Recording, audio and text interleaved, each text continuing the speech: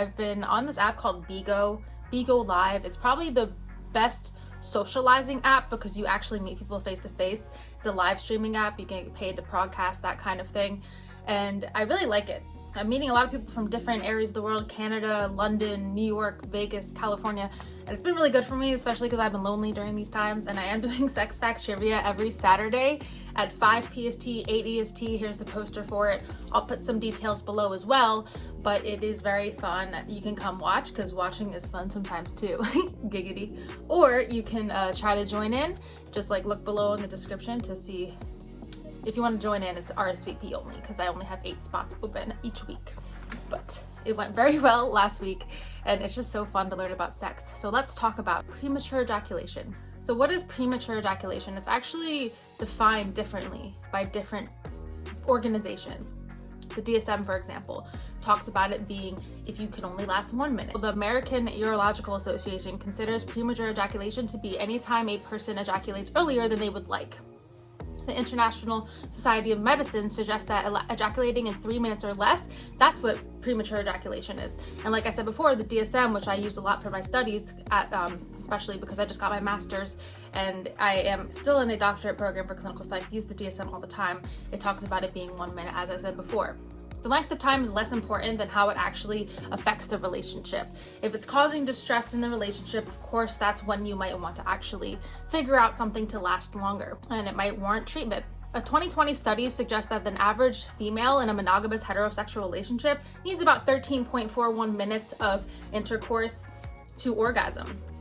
And that's from penile vagina intercourse. Of course, there's other ways to orgasm, like I talk about all the time, but on average, that is what a woman needs who can come that way.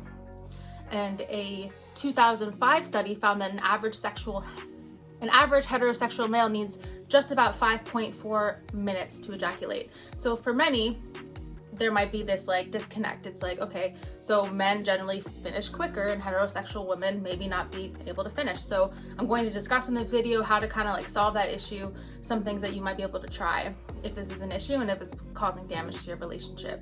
And it's been found by studies that even if somebody's ejaculation time or orgasm or whatever it is, the amount of time they last is in the normal range, they still might even want to last longer. It's like, I think this is something that a lot of men actually look up. I think it gets a lot of hits on the internet, like how to last longer in bed. And unfortunately, when you do that, you'll get like a lot of hits for like herbal Viagra and like all this like shady stuff. So you can't always trust the internet. You got to really talk to your doctor or talk to a sex therapist, or read research studies or listen to educational videos with research studies like mine. If it is premature ejaculation, which sometimes it is, sometimes it isn't, then find out what the cause is. Why are you having a premature ejaculation? Is it physiological? Is it psychological? That will actually help you figure out a technique and a treatment that might help you with your sex life. When a person consistently practices certain sexual techniques, this definitely progresses in how much it helps them over time. And it also can help increase the duration that they can have sex. So one method I found is called the squeeze method.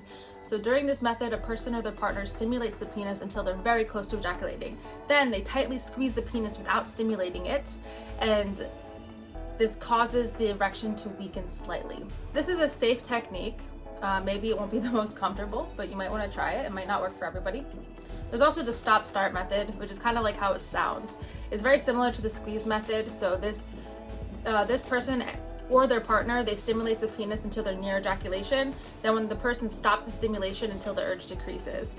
So this is kind of like edging. I've talked about edging before. Where you're like very close to climax and then you stop. It was kind of like trains your body and mind to be like, okay, let's slow down. Let's not come yet. You can also use deep breathing.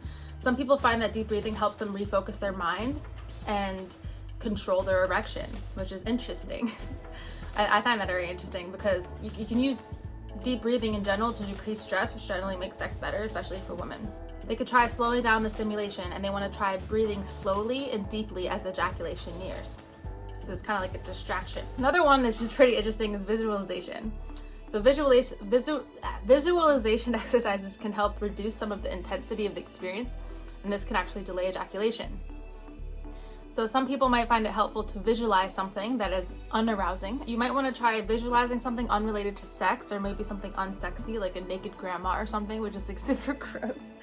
but that might help take your mind off of it. This would be helpful for a psychological problem, like you're just too excited, like American Pie. So I've talked about Ian Kerner before, who came out with this book called She Comes First, and he discusses a very popular method where you do your best to get her off before stimulating her.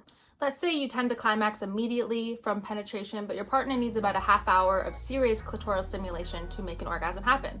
So Kerner solves this problem by pretty much talking about how foreplay is the core play. If you go down on her for a long time, then you can make her come before you penetrate her, and then you don't have to worry about it. So for somebody that gets off from clitoral stimulation, which is most of women, because as I've said before, only 1/3 of women statistically can actually come from the inside. You want to finger them and eat them out, just like ask them what they like, communicate, that's really important. You might want to add a vibrator into the mix. There's nothing wrong with that. Vibrators can be really helpful, especially for women that have trouble achieving orgasm. Something that also helps some people with premature ejaculation is these numbing creams. I don't know a lot about this, but there are some kind of creams that you can apply to your penis like 20 to 30 minutes before and then take it off.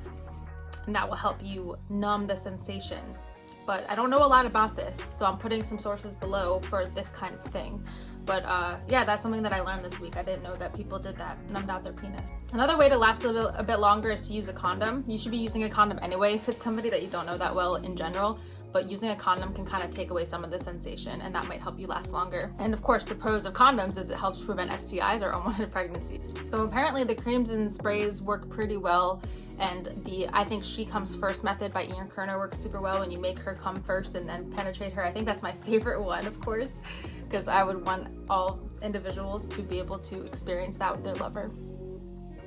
You should be able to be as giving as possible, especially if that's what you're worried about, is like your partner not being satisfied. You should focus on their pleasure first.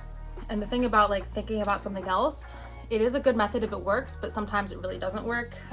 Sometimes like if it feels too good at the moment, you're just not even able to visualize naked grandma or your least favorite elementary school teacher or whatever it is that makes you turned off. You might actually find that doesn't work, but I would give it a try just in case. Also, I feel like a lot of people probably don't even want their partner thinking about something unsexy during sex, but if that's going to help you last longer, and then at least until the other person finishes, then I don't really see anything wrong with it. And of course, you could talk to your doctor, talk to a sex therapist, as I said before. That could help you find out which one is actually appropriate for you based on like why it happens and pretty much like how important it is to you. In summary, there's a whole lot of things that you can do to last longer in bed, but if those things don't work and you continue to experience distress because of this, definitely talk to a doctor, talk to a sex therapist. But in general, you can try adopting a new healthy lifestyle that might help you, like exercising. And also I've heard Kegel exercises are helpful as well. I'm just gonna throw that in there. Maybe I'll do a separate video just on the benefits of Kegel exercises. But yeah, trying new sexual activities and techniques, I think that'll be really helpful, especially the Ian Kerner one. The foreplay is the core play. So I really hope that this video was helpful for anybody that might be struggling with this. I did provide some resources below for anybody that's interested. If you're interested in sex trivia, please come. Please download Bigo Live. It's a free app. It's free to join. You can just watch and learn, because that is the funnest stuff to learn. Don't forget to follow me on Instagram and on my TikTok, where I post a lot about sex and relationships. And thank you so much for watching. Don't forget to like and subscribe, and I'll see you next week. Bye.